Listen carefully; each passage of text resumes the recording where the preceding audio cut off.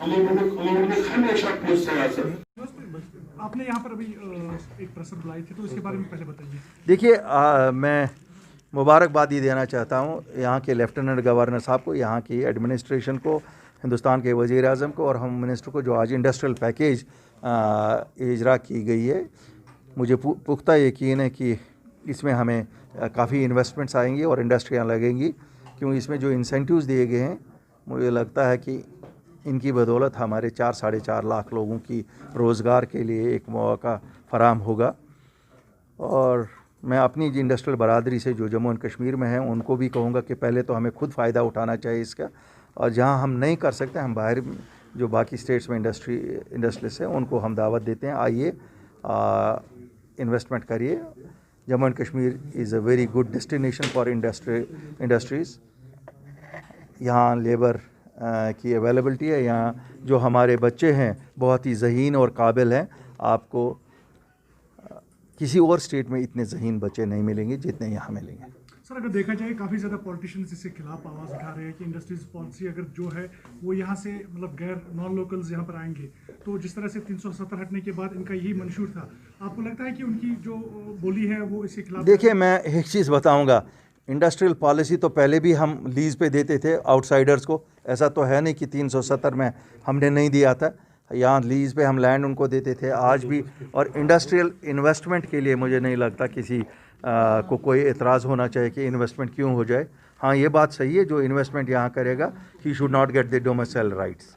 उनको अगर land right मिलता है क्योंकि वो इन्वेस्टर इन्वेस्टमेंट करना चाहता है, उनको डोमिसाइल राइट्स नहीं मिलने चाहिए, वो दूसरी बात है। लेकिन तो अपोज अ स्कीम जिसमें हमारे बच्चों की एम्प्लॉयमेंट होगी, मुझे नहीं लगता है अपनी पार्टी उस चीज़ के हक़ में। हमें कोई भी चीज़ जिससे हमारे लोगों को एम्प्लॉयमेंट मिले यहाँ और अपने घरों में ही मिले employment, why should be oppose it. तो उसमें काफ़ी ज़्यादा जो होटलियर्स है वो सामने आए, क्योंकि कुछ दिन पहले मतलब दे होल्ड है press conference here in Srinagar की, उन्होंने बताया कि हमसे लीज छीना जा रहा है और बाहर के जो नॉन लोकल्स है उनको लीज दिया जा रहा है। देखिए, लीज़ किसी से छीना नहीं गया है।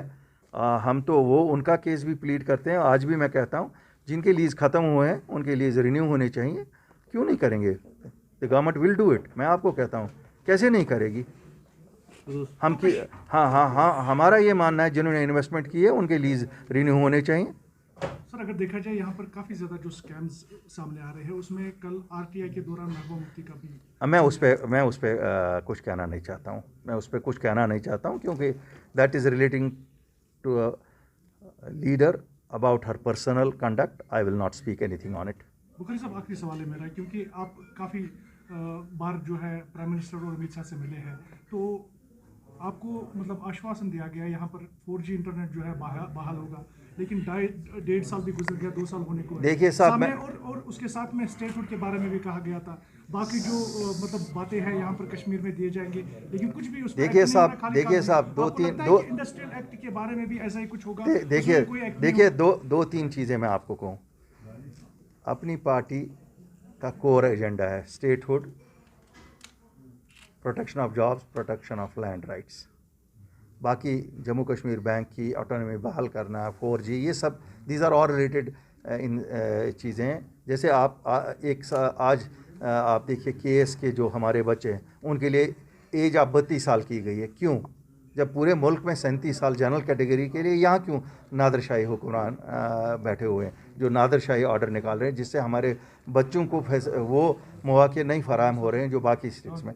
4G भी आ जाएगा। देखिए, स्टेटहुड भी आ जाएगा। मैं तो उन लोगों को कहता हूं जो कहते थे कि ये तो खुद ही गवर्नमेंट ऑफ इंडिया देगी। मैं कहता हूं हमसे कोई चीज़ छीनी गई है।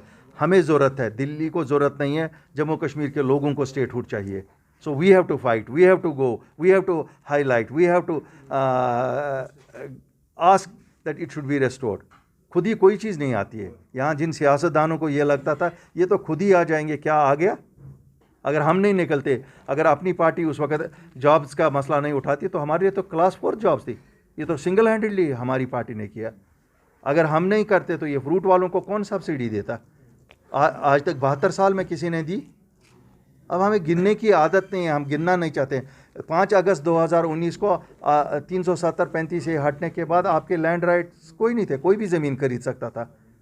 जब हमने परस्यू किया ठीक है, 100% हम सेटिस्फाइड नहीं है, लेकिन 95% लैंड तो आपका रिजर्व हो गया ना जम्मू कश्मीर के बाशिंदों के लिए ही। कुछ दिनों पहले उमर अब्दुल्ला ने आप पर ब्लेम किया था कि आप फॉरेस्ट ट्रेडिंग में इन्वॉल्व है, उनके कुछ लीडर्स को आप अपनी पार्टी में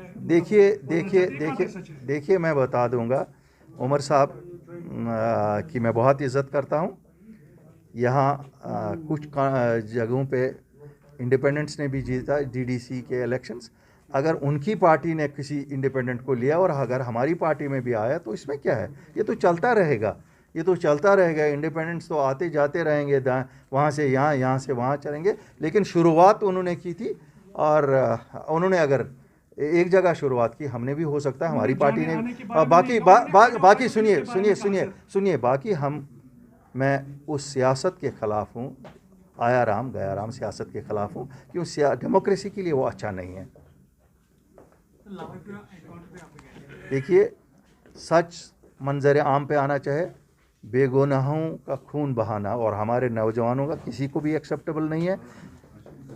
अल्ताफ़ बुखारी और अपनी पार्टी की सियासत सच पे मबनी है, और जब हम सच बोलते हैं जो बहुत कड़वा होता है, हमें मालूम है हमारे लोगों को कितनी तकलीफ़ होती है जब मैं सच उनको बोलता हूँ। इसी तरह मेरी गवर्नमेंट ऑफ इंडिया से भी अपील है कि सच को मंजर आम पे लाइए, क्यों हम सच की सियासत कर रहे हैं।